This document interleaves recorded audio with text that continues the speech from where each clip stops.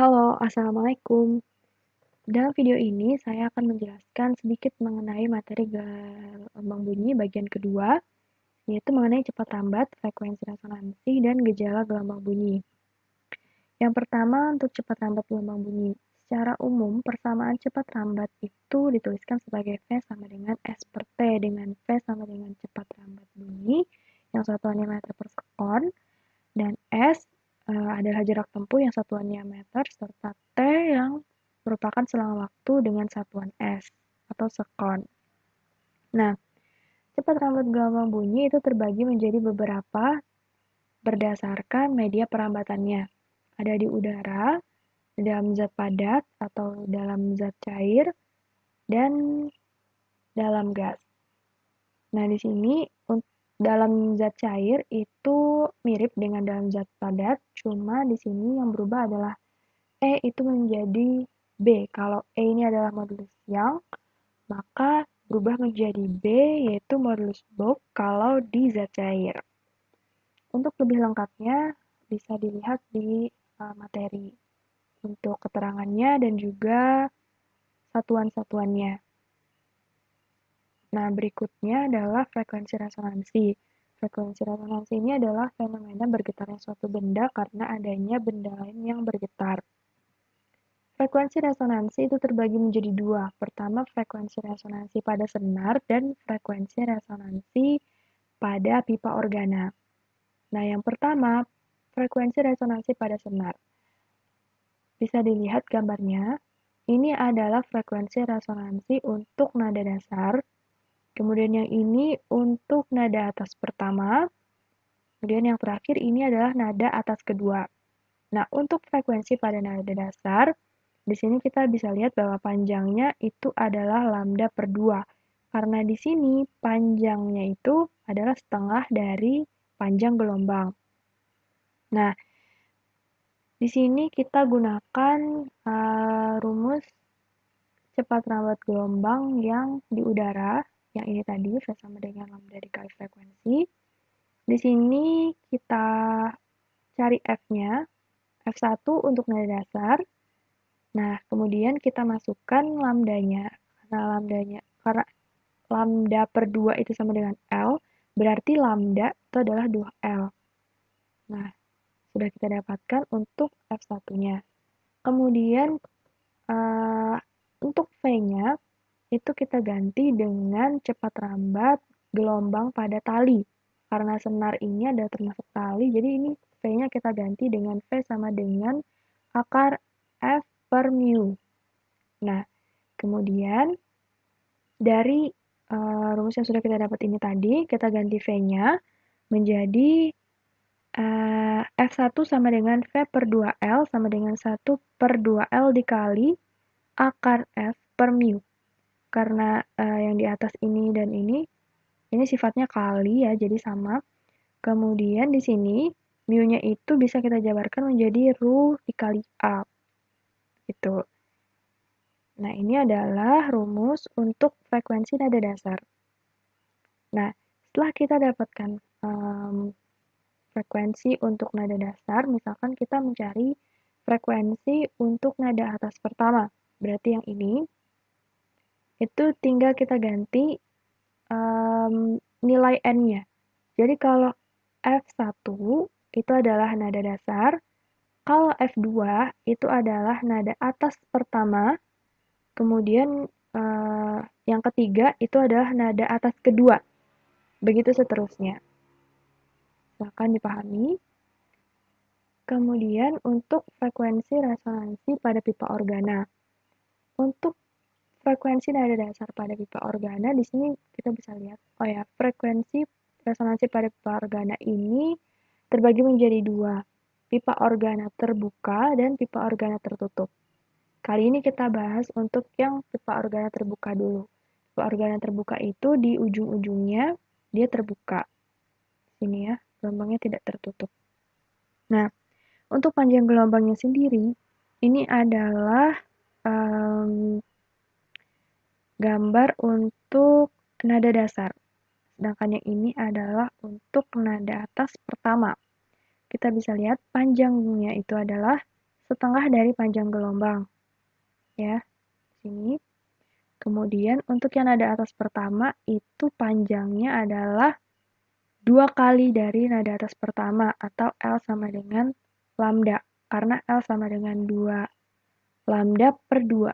2-nya ini bisa dicoret atau saling meniadakan.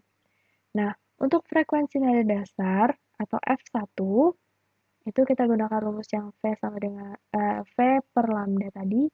Itu bisa kita masukkan nilai lambdanya adalah 2L. Sini ya. Jadi F1 sama dengan V per 2L. Sedangkan untuk nada atas pertama, karena tadi L-nya adalah sama dengan lambda, maka di sini kita bisa masukkan untuk F2 sama dengan V per lambda 2, nilai dari lambda 2 itu adalah L. Jadi F2 sama dengan V per L. Atau nilainya juga sama dengan 2 kali F1. Sehingga rumusnya sama kayak tadi yang sebelumnya, yaitu Fn sama dengan N dikali F1. Dengan N-nya ini adalah bilangan 1, 2, 3 ya. Disesuaikan dengan mau nyari yang mana. Kalau yang nada dasar pakai 1, kalau nada atas pertama 2, kalau nada atas kedua itu 3 dan seterusnya. Kemudian untuk frekuensi resonansi pipa organa yang tertutup. Nah, terdapat perbedaan kan gambarnya dari yang sebelumnya. Kalau ini di salah satu ujungnya itu tertutup. Kalau yang ini dua-duanya terbuka. Nah, untuk pipa organa tertutup, ini untuk panjangnya itu lebih kecil daripada yang sebelumnya. Jadi kalau yang sebelumnya tadi L-nya sama dengan lambda per 2, kalau yang tertutup ini kita bisa lihat gambarnya, ini adalah lambda per 4. Karena setengahnya dari yang tadi dibagi 2 lagi. Jadi L sama dengan lambda per 4. Nah, untuk ini untuk frekuensi nada dasar, tapi kalau yang ini untuk nada atas pertama. Dari gambar ini kita bisa lihat bahwa panjangnya itu adalah 3 lambda per 4. Karena ada 3 kali dari nada dasar yang ini. Ya.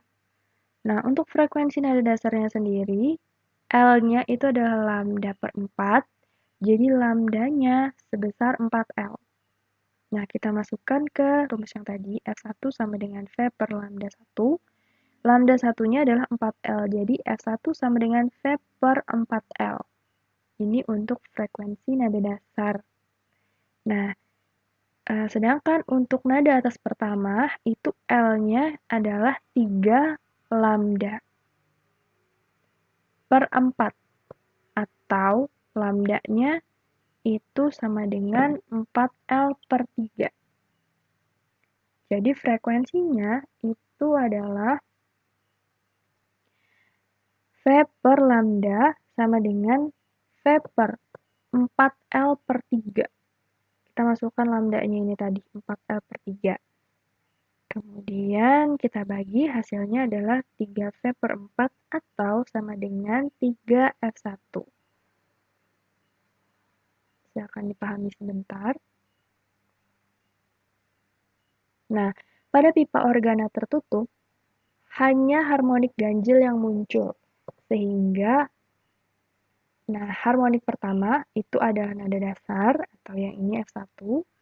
Kemudian, harmonik ketiga atau nada atas ke 1, jadi nada atas ke 1-nya bukan F2 tapi F3. Ya. Kemudian selanjutnya berarti adalah F5. F5 itu adalah nada dasar kedua.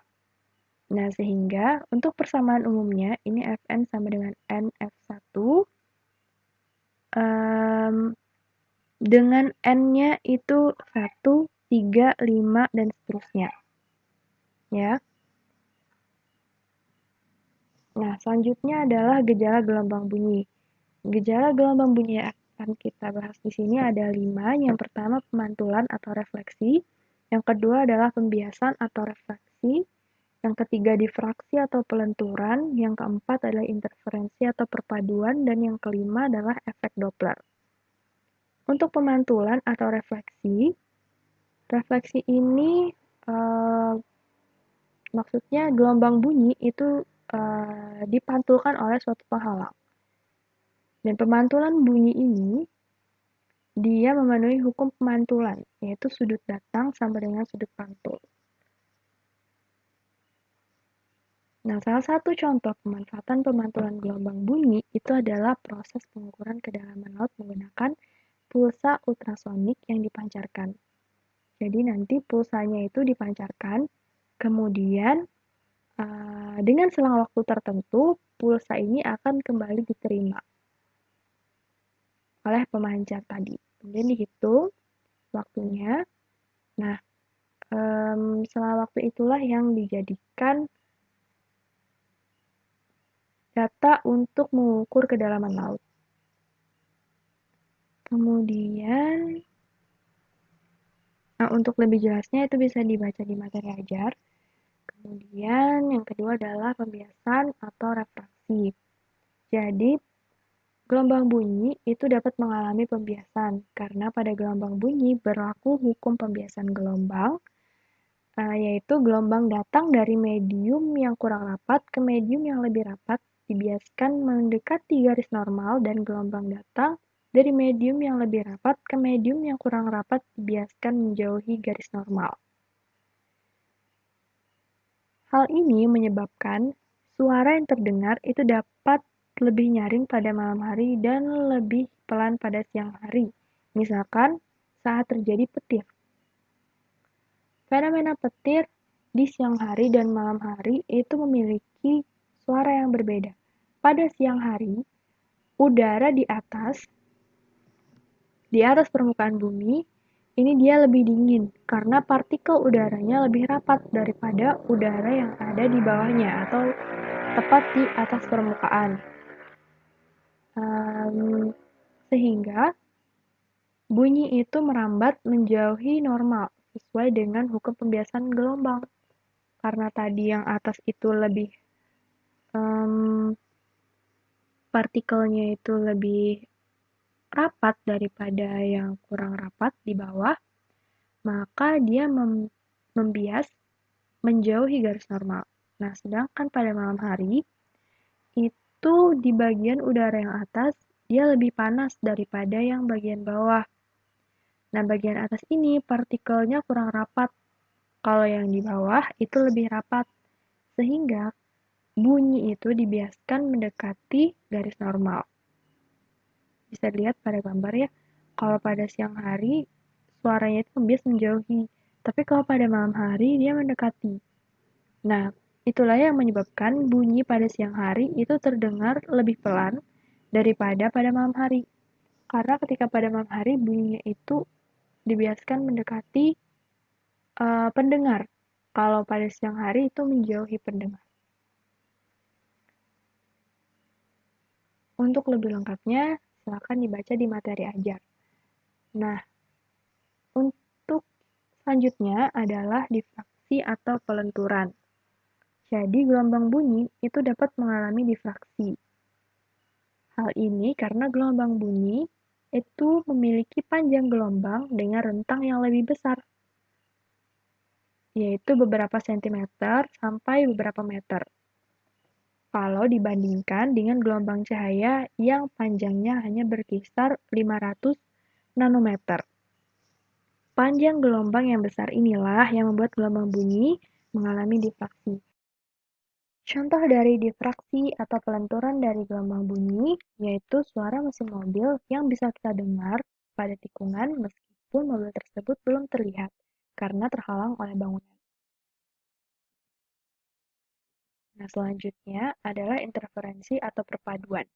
Interferensi sendiri merupakan fenomena perpaduan dua buah gelombang dan saling berinteraksi pada medium yang sama, sehingga dapat menghasilkan pola-pola tertentu. Nah, pada interferensi terdapat bunyi kuat dan bunyi lemah. Bunyi kuat ini terjadi ketika superposisi kedua gelombang bunyi di suatu titik menghasilkan interferensi konstruktif. Interferensi konstruktif adalah ketika kedua gelombang bertemu di titik tersebut dan dia sefase. Maka beda lintasannya adalah delta S sama dengan N dikali lambda. Dengan N adalah 0, 1, 2, dan seterusnya. Nah, sebaliknya adalah bunyi lemah. Bunyi lemah ini terjadi ketika superposisi kedua gelombang bunyi di suatu titik menghasilkan interferensi destruktif, atau jika kedua gelombang yang bertemu di titik tersebut berlawanan fase, maka beda lintasan yang menjadi delta S sama dengan N dikurang 1/2 dikali dengan lambda dengan N 0, 1, 2, dan seterusnya. Nah, pada gambar yang A, ini adalah interferensi konstruktif atau yang menghasilkan bunyi kuat. Kita bisa lihat di satu titik yang sama, di sini gelombangnya itu sefase. Jadi dia arahnya sama, ke atas dan ke bawah. Nah, maka hasilnya gelombang yang terbentuk itu akan lebih besar. Maka bunyi yang dihasilkannya semakin kuat. Tapi, pada gambar yang B, itu untuk interferensi destruktif, yaitu ketika di suatu titik, gelombang ini berbeda fase. Jadi yang satu ke atas, yang satu ke bawah, di sini yang satunya ke bawah dan ke atas. Nah, karena dia berbeda fase ini, maka gelombangnya ini saling meniadakan ya. Jadi di sini gelombangnya itu semakin kecil. Jadi bunyinya melemah. Maksudnya begitu. Nah, untuk beda lintasannya itu adalah delta S sama dengan N dikali lambda untuk interferensi konstruktif dan delta S sama dengan N dikurang 1/2 dikali lambda untuk interferensi yang destruktif. Selanjutnya adalah efek Doppler. Efek Doppler sendiri merupakan fenomena perubahan frekuensi sumber gelombang yang diterima pengamat akibat adanya gerak relatif di antara keduanya. Bisa dilihat pada gambar. Frekuensi yang sampai pada pengamat yang B itu lebih besar dibanding frekuensi yang diterima oleh pengamat A. Nah, hal ini diakibatkan karena adanya gerak relatif oleh mobil dan juga pendengar. Ketika sumber bunyi dan pengamat itu bergerak saling mendekat, pengamat mendengar frekuensi bunyi yang lebih tinggi daripada frekuensi bunyi yang dipancarkan sumber tanpa adanya gerak relatif. Dan juga ketika sumber bunyi dan pengamat bergerak saling menjauh, pengamat mendengar frekuensi bunyi yang lebih rendah daripada frekuensi bunyi tanpa adanya gerak relatif. Nah, kalau pada gambar, contohnya ini adalah kedua pengamat itu sama-sama diam, tapi sumber bunyi itu bergerak mendekati pengamat yang B. Sehingga di sini bisa terlihat bahwa frekuensi yang diterima pengamat yang ada di titik B itu lebih besar daripada frekuensi yang diterima oleh pengamat yang ada di titik A. Sehingga di sini bunyi yang dihasilkan itu akan lebih nyaring didengar oleh pengamat B daripada yang pengamat A. Untuk efek Doppler sendiri itu dirumuskan dalam persamaan berikut. Fp sama dengan V dikurang Vp atau kecepatan pengamat per V dikurang Vs atau kecepatan sumber dikali dengan frekuensi sumber. Nah, Fp sendiri ini adalah frekuensi yang didengar oleh pengamat. Nah, untuk tandanya, Fp dan Fs itu dapat berbeda, ya, tergantung kemana arahnya sumber bunyi ini. Akan kita bahas ke soal berikutnya untuk lebih memahami. Nah, misalnya, sebuah kereta bergerak mendekati stasiun dengan kecepatan 40 meter per sekon sambil membunyikan sirine dengan frekuensi 2000 Hz. Jika cepat rambat bunyi di udara itu 340 meter per sekon, berapakah frekuensi bunyi yang didengar oleh pengamat yang diam di stasiun? Yang kita ketahui di sini adalah kecepatan dari sumber bunyi. Di sini kecepatan sumber bunyinya berasal dari sirine sebuah kereta yaitu 40 meter per sekon. Dan kereta ini dia bergerak mendekati pengamat yang ada di stasiun. Jadi di sini untuk VS itu tandanya plus 40 meter per sekon karena dia sumber bunyinya bergerak dari arah sumber ke pengamat. Di sini bisa terlihat ya. Sebuah kereta bergerak mendekati stasiun. Nah, pendengarnya ada di stasiun. Jadi di sini tandanya Fs itu positif. Kemudian untuk frekuensi sumbernya adalah 2000 Hz. Ya, sirenenya. Selanjutnya adalah cepat rambat gelombang bunyi di udara adalah sebesar 340 meter per sekon. Nah, untuk Vp-nya atau kecepatan pengamatnya itu adalah 0 karena pengamatnya diam di stasiun. Oke, sudah semua. Kemudian yang ditanyakan adalah frekuensi pendengar atau frekuensi pengamat di sini. Nah, rumusnya tadi adalah Fp sama dengan V dikurang Vp per V dikurang Vs dikali Fs. Nah, di sini kita masukkan V-nya atau cepat rambat gelombang bunyi di udara itu 340. Kemudian untuk kecepatan pengamat atau kecepatan pendengarnya adalah 0 karena dia diam.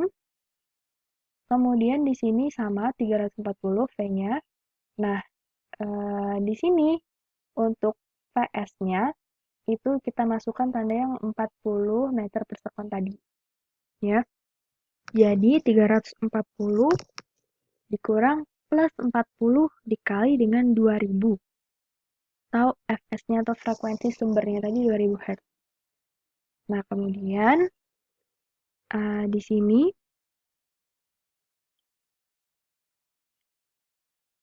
jadi 340 dikurang 0 hasilnya 340. Sedangkan 340 dikurang plus 40 itu jadinya 300.